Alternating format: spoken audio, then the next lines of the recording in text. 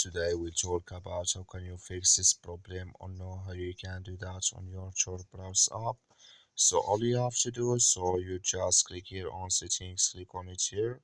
When you just click on settings, it's going to show for you a list like this here. Then you just go down here, you keep going down, then you click here on apps. Come to apps list here, and there you're looking for Tor browser app.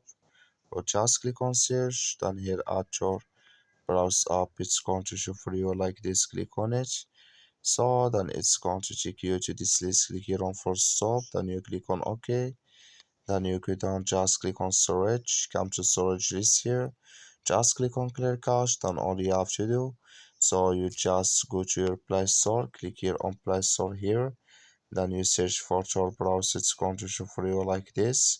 You will find here update, click on it, and it's going to work with you. That's all you have to do. Thank you for watching. Don't forget to support us by liking, subscribe.